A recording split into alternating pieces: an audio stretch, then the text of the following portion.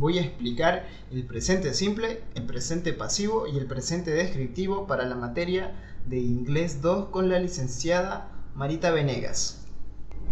Bien, el presente simple afirmativo se estructura con el sujeto más el verbo infinitivo.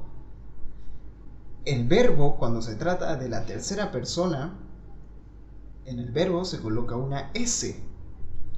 Esta S no significa que esté en plural, solo significa que es tercera persona. Y en ciertos verbos, según la terminación de estos verbos, se cambia su finalidad al estar en tercera persona. Por ejemplo, en verbos que terminen con la Y, esta Y se reemplaza por una IES. En verbos que terminen en X, en SH, CH, SS, estas se reemplazan por una ES. Y en verbos que terminen en O, se reemplaza esta O por una ES.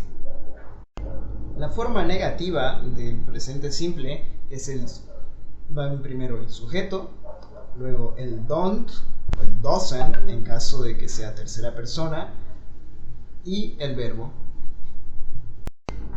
En el presente simple interrogativo se inicia con el do o dos en caso de que sea tercera persona, más el sujeto más el verbo. Un ejemplo de una oración en presente simple interrogativo sería: Do you study construction methods every day? Lo que significa: ¿tú estudias métodos de construcción todos los días? Ahora les voy a hablar de la voz pasiva. La voz pasiva se utiliza más en textos científicos o en noticias, ya que es una voz un poco más formal. En la voz pasiva se resta importancia al sujeto y se le aumenta importancia al objeto. Esto se puede evidenciar ya que en una oración activa muchas veces el objeto pasa a ser el sujeto de la oración. Luego del sujeto viene el verbo to be y luego el verbo en pasado participio. El resto del complemento, en caso de que estemos pasando en la oración de activa a pasiva, no es necesario, ya que no se lo considera tan importante como el objeto. Como ejemplo, voy a colocar una oración por aquí, con la magia de la edición, para que vean cómo en la oración activa el sujeto de la oración activa desaparece y se toma el objeto de la oración activa y este objeto se coloca como sujeto en la oración de voz pasiva, seguida del verbo to be, luego del verbo en pasado participio.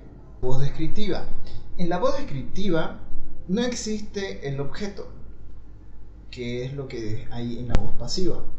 En la voz descriptiva lo que se utiliza es el agente, más el verbo to be, más el complemento. Existen dos tipos de comparativos. El primero es cuando el adjetivo que se está utilizando es una palabra larga. Cuando es una palabra larga, por ejemplo, beautiful, she is more beautiful than her sister. Ella es más guapa que su hermana. Ahí el more es el más y el than es lo que se utiliza para comparar. Ahora, cuando se trata de un adjetivo corto, como ser tall, que es alto, no se coloca el more antes del adjetivo. Simplemente lo que se hace es colocar la ER al final de este adjetivo. Y luego del adjetivo se coloca el than, que es precisamente lo que indica que estamos comparando la primera cosa con la segunda cosa. Por ejemplo, she is taller than her sister. Ella es más alta que su hermana. A la mayoría de los adjetivos solo tendríamos que colocar la ER al final. En cambio, a los adjetivos que terminan con E ya no es necesario colocarlo otra vez, solo colocas la R.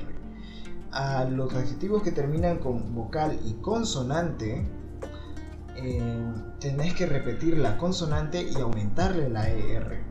Por ejemplo, big, big, le aumentas la G otra vez y luego recién la ER, bigger.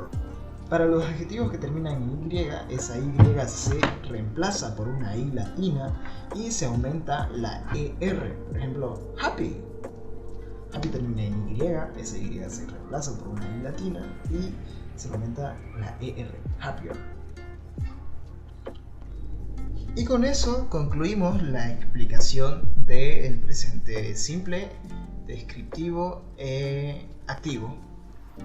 Son más de 5 minutos, intenté resumir lo más que pude, pero no pude más. Así que me pasé del tiempo, lo siento. Y ya que me pasé, que valga la pena, le dejo los bloopers.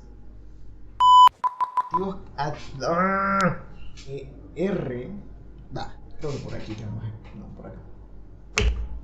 Making mixes. Pura difícil en la planta acá. Ay, si me hice el estudioso el que podía esto, pero no sé pronunciar. Oración